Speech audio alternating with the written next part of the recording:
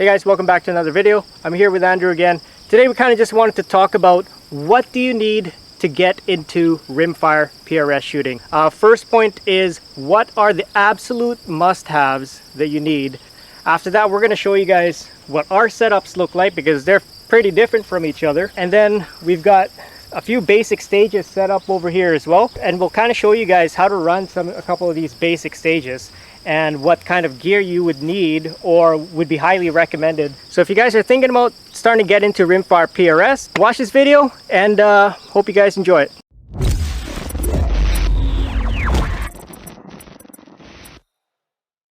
Alright, so absolute must-haves to shoot rimfire PRS. First of all, you're gonna need a gun. It doesn't need to be as fancy as you think it is. Really, any off-the-shelf type of rifle, whether it's bolt action, semi-automatic, you can use both types when you're shooting PRS. I guarantee you whatever you guys have right now will probably work gun-wise. One of the other most important things I would have to say though is the scope. So if you guys are shooting second focal plane is great for hunting. For PRS, not so much. You're probably definitely gonna want to have a first focal plane scope. It doesn't have to be super expensive. I've got a Cabela's Covenant 5 scope on my gun here, and this scope runs about 550 bucks, something like that, Canadian. So it doesn't have to be extremely expensive whatsoever. If you guys have whatever rimfire you guys have right now, be it even a Savage 64, Model 64, a lot of people I see are using that. And what are some other cheaper, you know, starter guns that you've seen people use? I started on a Savage Mark II bull barrel. Yeah, the Mark II. Yeah. I really liked that. Yeah. And I started with a Covenant 4. Oh, so it was the one down from this one. I recently got sponsored by Scorpion Optics, so I'm running their Wildcat. It's the first focal plane. The 6 to 24, sorry. Yeah. And I like it. Glass is super clear. Clicks are nice and pronounced. That's another thing that's not needed, but I like to have. Yeah. And then it's illuminated reticle. So the Covenant 4 you started with, that's a second focal plane, right? That's a second focal plane. And then you found right away that, okay, this is not going to work. I need a first focal plane. So absolutely need a first focal plane scope. I would say that would probably be one of your first must-haves, is a first focal plane scope. Another extremely important must-have, guys, you need to shoot good ammo. This is SK long range match. Andrew is shooting SK rifle match. What's another good one? Ely team. A lot of people use that too, I think. It depends on the gun you're shooting. It depends on the gun. My gun does not shoot Ely or CCI. Yeah, my gun, CCI standard velocity is supposed to be good. My gun absolutely hates that ammo. So you got to test out different types of higher end ammos. You can't just pick up a Federal bulk pack, 800 pack off the shelf and then expect to be able to compete. You might hit a target or two, but it's not going to be consistent. The difference with these higher end ammo is just the consistency in your points of impact. So must have good ammo. So my rifle likes the SK stuff. Andrew's rifle likes the SK stuff as well. It's slower. It's slower. You want to shoot subsonic. So do not shoot supersonic, because if you're shooting supersonic, your bullet at a certain range, I think past 100, 125 or so, it's going to go through what's called a transonic state. That's when it goes from supersonic and then passes through the sound barrier and goes subsonic. And when the bullet does that, it gets really wonky. So all your points of impact after that range is going to be super, super inconsistent. So that's why you shoot subsonic, because it starts off subsonic and it's going to stay subsonic, and your impacts at further ranges are going to be just that much more consistent. Bipod is highly recommended, but not necessarily a must-have. Well, it might be a must-have. It's pretty highly recommended that it could be a must-have, because if you're shooting prone, you're going to need a bipod, unless you want to just shoot off of your bag, right? That's just about the best starting bipod. Yeah, Caldwell bipod, you could use something like this. It's like $2. Another one I would say is a must-have is you need to have some sort of shooting bag. This here is a Armageddon Gear Game Changer. This is this medium size with heavy fill. It's a heavy bag. It's maybe 7 pounds ish, something like that. So what you use a bag for, and I'll show you guys when we get to the part when we're shooting off of the different types of stages here, is you're going to need this bag, something like this, to put on top of whatever obstacle you're shooting off of, so you can lay your rifle on top of the bag. Just keeps it that much more stable as well. This one here is a Armageddon gear. This is more of a flat bag, and this one this one can kind of strap to the bottom there, right? Yeah, this one won't, but some of them will have straps going across, and there's holes in these. Yeah. There's slots in there, so you can strap it on, and then you don't have to lift the bag. It'll just stick there if you're moving positions. And so it's just a little less work for you to do instead of moving the bag around and moving the rifle around. It's you switch from different types of shooting positions quicker there. Next thing, I'll show you guys what I'm using here. I'm using a Savage B22 Precision. This is just all off the shelf. It came with this MDT chassis. I just bought a 50 MOA scope base here. I slapped on a Cabela's Covenant 5 scope on there. MDT ground pod is the bipod I'm using. $700 all together with the chassis, not including the bipod. And the scope was 500 bucks. So all together, my setup right here, it's about 1,200 bucks. Yeah, so that's my setup there, guys. Andrew, show them your setup. Show them what you're working with. I'll move mine over.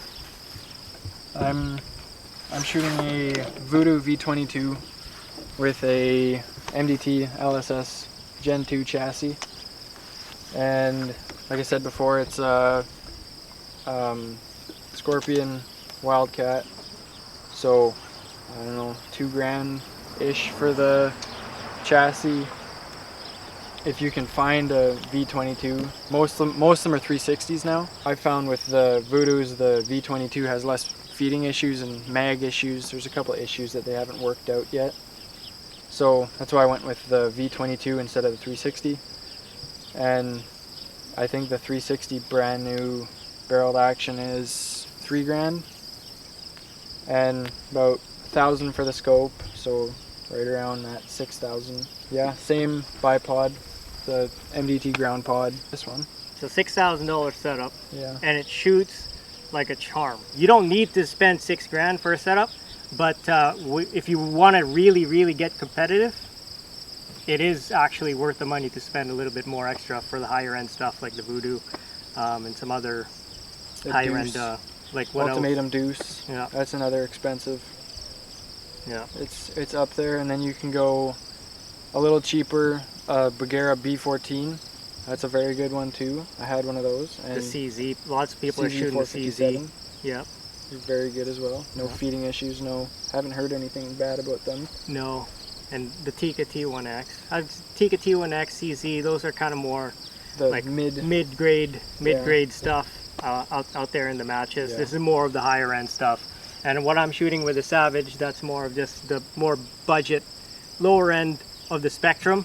But you'll see a lot of the lower end stuff competing pretty good with the mid, even the high level guns out there too. So yeah, so that is our two different setups here, guys. In terms of the different gear that you need to shoot each match, we've got a few different stages set up over here. So we'll kind of show you guys how we approach the stage, given the targets, the distances, and the basically the course of fire, and what pieces of gear we would recommend and what ones we use for each of these stages, just to make your life a little bit easier. So all right guys, so for example, this is the barrel stage, a very classic stage in Rimfire PRS. So how this is going to work is Andrew's going to have 2 minutes to complete this stage. Once the timer starts, he's going to have to engage T1 and T2 with 2 shots each. That's target 1 and target 2 with 2 shots each. He's then going to have to flip the barrel over this way, engage T1 and T2 with 2 shots each again, flip the barrel another time this way, engage T1 with 2 shots and T2 with 2 shots. After that, he's going to have to do a reload in the middle here, because his magazine only holds 10 rounds. But the last position here is he's gonna have to go prone beside the barrel and engage T1 and T2 with 1 shot each. So that's, I think, a total of 14 rounds. So he's going to have to do a magazine reload in the middle of the stage as well. We're gonna get started here, and Andrew's gonna run this entire stage for you guys so you guys can see how he's gonna approach it. He's got different pieces of kit here with him, and you guys will see how he uses all these things to do this stage. All right? Shooter, understand the course of fire. Load and maker ready. Loaded and made ready. All right, shooter ready. Stand by.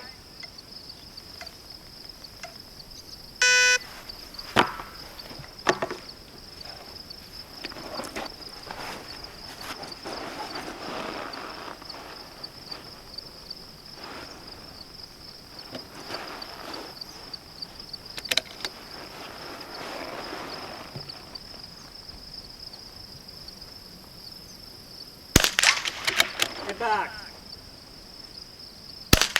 Impact. Impact. Impact.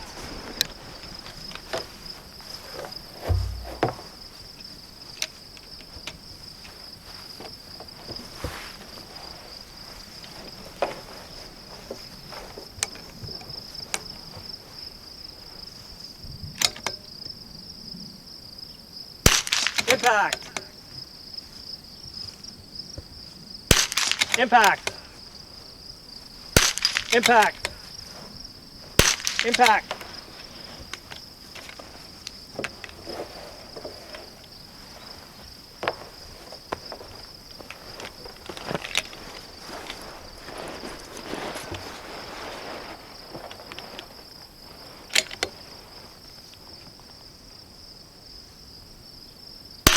Impact.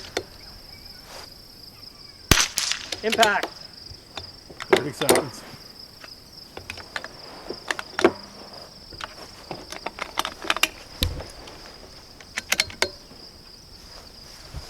Impact. Impact.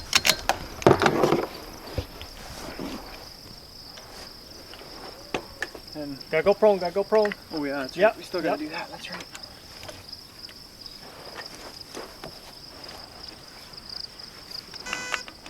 Time.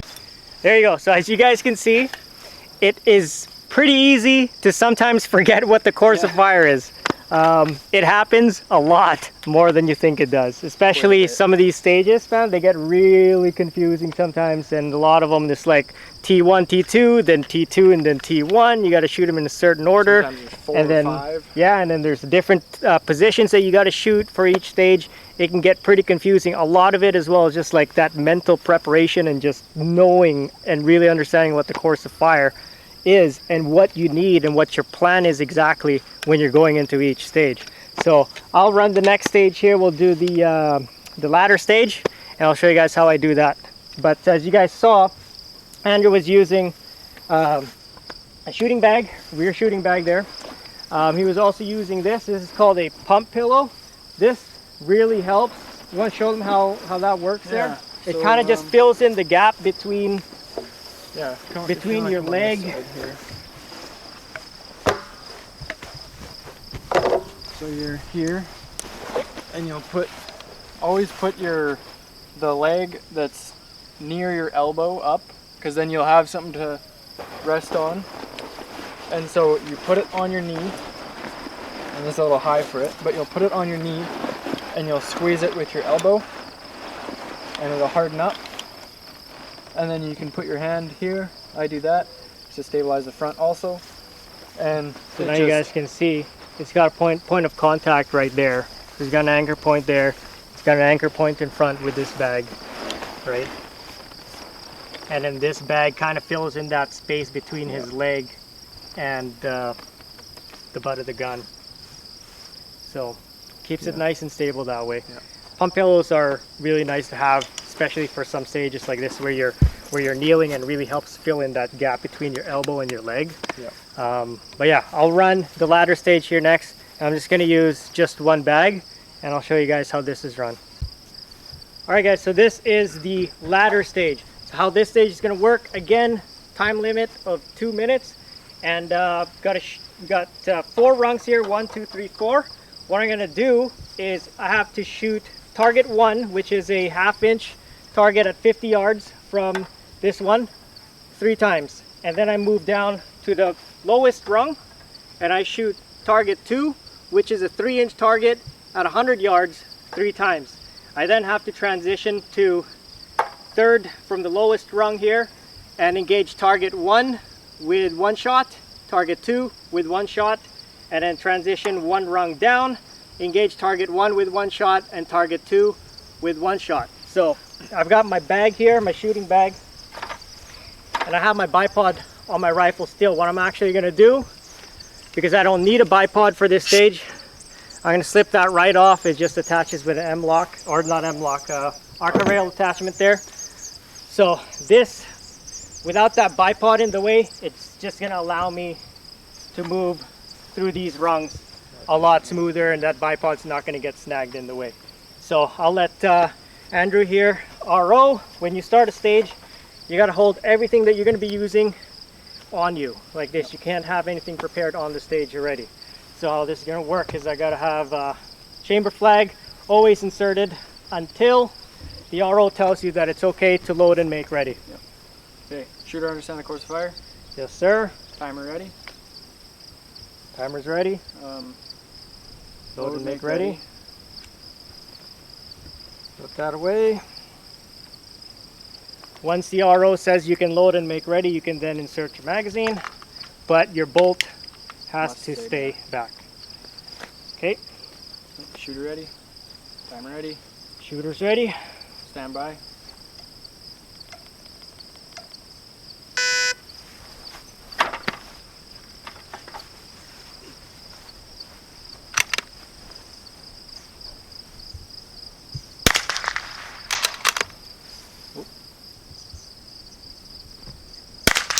Impact.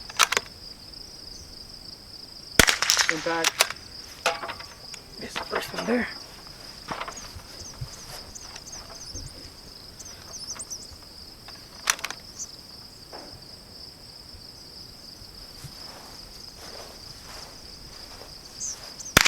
Impact.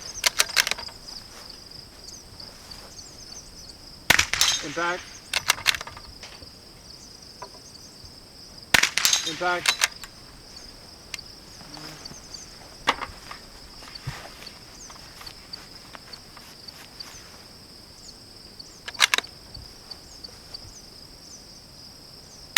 Impact. Impact.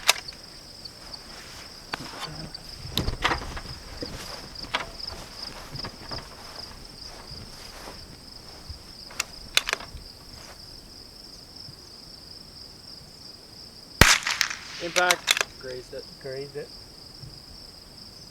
Impact. Unload, show clear. Chamber flag. Back pocket. Chamber flag. Chamber in. flag back. Clear. And that's the stage for you. I missed the first one there. Cold bore shot. It's a 50-yard shot and I missed it. But 9 out of 10, not horrible. Alright guys, so the next stage is called lefty righty. So not necessarily a gear focused requirement on this one, but more of a skill focused. So the way this one works is you switch from different sides, so the left side and the right side.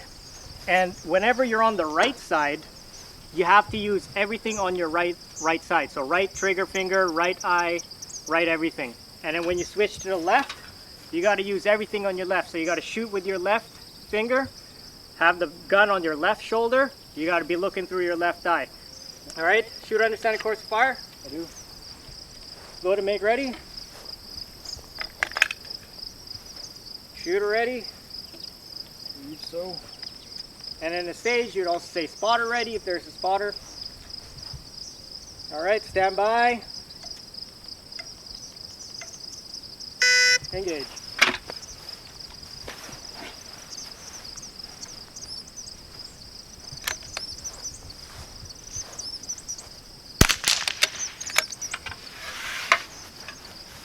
Impact.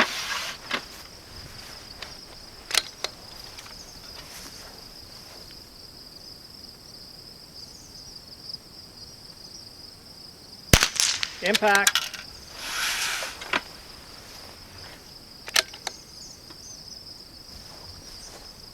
Impact.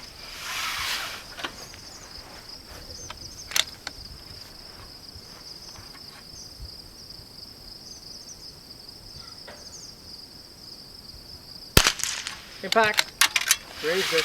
It's stuck up. Yeah.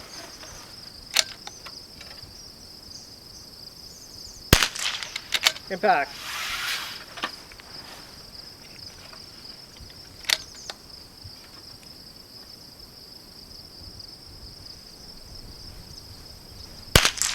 Impact.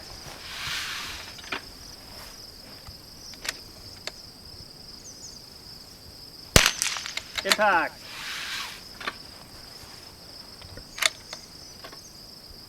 My time on it?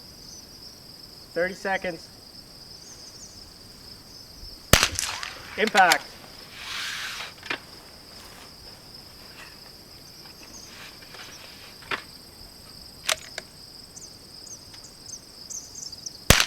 Impact.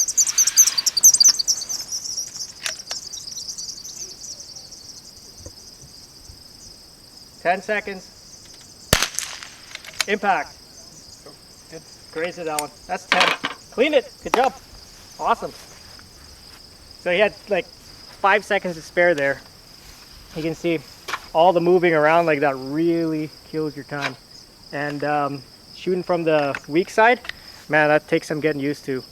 So if you're gonna shoot PRS or want to start shooting a rimfire PRS or centerfire, whatever, start practicing with your left side, because the first match that I shot, I had never ever once before shot with my left side, my weak side, and that didn't go well. But then after I started practicing that, it's pretty much the same as just shooting with your right side. It just takes a little bit of getting used to. So not much of a gear focus stage, this one, just a Pretty much shooting just a bag, bag. that's it. I use this just because I have it. But Yeah, but more of a skill focused one. So definitely start practicing shooting with your left side, less dominant side as well. All right guys, so this one here is the tire stage. There's two targets here. One target 50 yards. I think it's a quarter inch target at 50 yards, and I think it's a 3-inch target at 75 yards. So the main challenge for this one here is the different ways that I gotta flip this tire over. So I gotta shoot off of this. So one shot on T1, two shots on T2, and you gotta flip the tire like this. Same sequence. Flip the tire like this. Shoot that way, same sequence, and then back like this, and then shoot from inside the tire. Stand by. stand by.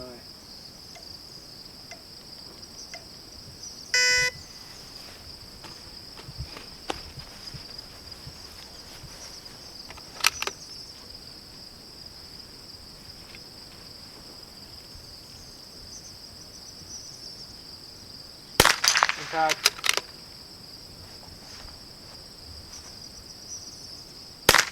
Impact.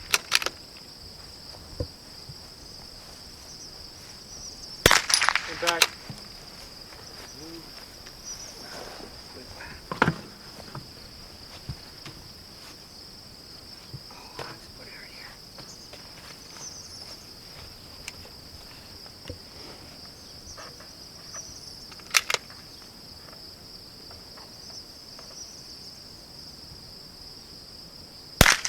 Impact.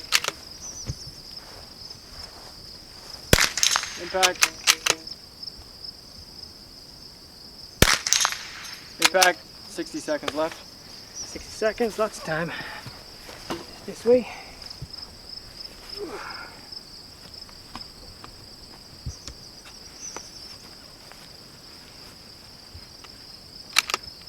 Two shots for this position. Yep.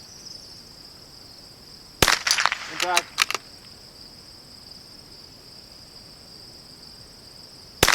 Impact.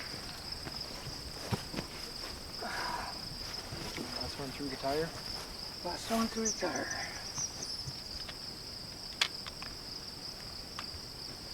20 seconds left. Okay, last time.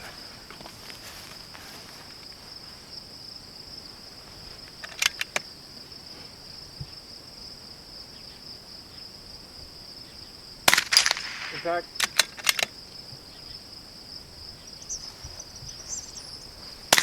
Impact. Die. Oh, right on the buzzer. That one, eh? Tight on time for that one. Whew. Gun's clear. That was a buzzer beater stage right there. But yeah, moving that tire around eats up a lot of the times. Now, you might have noticed if you already shoot PRS and you're watching this video, the actual stages, there usually isn't this much moving around. But we're just purposely making it a little bit harder here for us, just to kind of show you guys what could happen. Yeah, still managed to beat that time. Did I clean that, or did I miss one? I believe you cleaned it. I think I cleaned that one, so happy with that. Just to summarize on what we talked about in the beginning on the real must-haves if you want to get started in rimfire PRS shooting. So again, a rifle, any 22 LR rifle, semi-automatic, bolt action, whatever, anything that shoots, whatever you have, I guarantee will probably work. As long as you put a first focal plane scope on that gun, you should be fine. So first focal plane scope is definitely on my must-have list if you want to shoot competitively in rimfire PRS. The second thing, one of the most important ones, is actual good ammo. Higher end ammo. It has to be subsonic, whether it's SK, CCI, ELE, whatever. As long as it's subsonic, higher end ammo, they're more consistent. They take more care when they are loading these things, and they make them a lot more consistent than just all the federal value packs that you see on the shelves right now. Yeah. Only thing is, these are really hard to find these days, so pick them up whenever you can. So that's the second thing. Or third thing, the gun, scope, ammo. Fourth thing for me is some sort of shooting support. So whether it's a shooting bag, again, this is Armageddon gear, Game Changer, medium size. WeBad is another brand. This is the WeBad Fortune Cookie. This one's a really good bag here as well. This one is Armageddon gear, flat bag like that. Any kind of shooting support, but you're gonna want definitely a bag to be able to rest your rifle on when you're shooting off of these barricades. It gives you more stability when you're placing your rifle on top of these barricades. And same thing goes with the bipod as well. If you ever have to shoot a stage prone, bipod is really helpful. A lot of the stages you're shooting off a barricade, but there are stages where you're gonna have to shoot prone. So having a bipod on there is definitely going to help with that as well. I think that's about it that I got for my absolute must-have lists. I don't know if I'm missing anything, or is there anything that you might want to add that I didn't go over? I'd just like to add like the mental preparation to your match. Oh yeah. And just like going into the stage with a plan. Sometimes they won't give you the course of fire. Most of the times they will, but even then you'll mentally prepare yourself. Yeah, for sure. Some matches they give you the course of fire 48 hours before the match, and we've been in some matches where you get the course of fire when you're at the match. Yeah. So mental game is a huge part of it. To be able to go into each stage and have a plan on how you're going to approach that stage. What kit do you have that you're going to use for that stage in particular, and just your strategy. Because as you guys can see, a lot of these stages, we're like almost timing out. Like that time, 2 minutes, sounds like a lot of time, but when you're moving around from position to position and you're acquiring targets and you're shooting off of unstable barricades, that 2 minutes goes by really quick. So having a solid plan on how you're going to move, how you're going to position yourself and in each position, that really helps a lot. So having a solid mental plan, I think that's a really good addition. That's huge.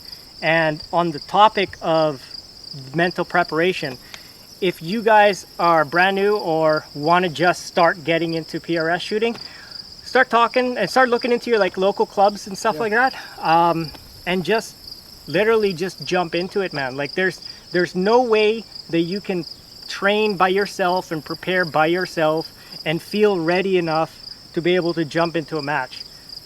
Just jump into a match and see how it goes. It doesn't even matter. If you could shoot like shit on your first match, or you might surprise yourself and you might absolutely just rock your first match.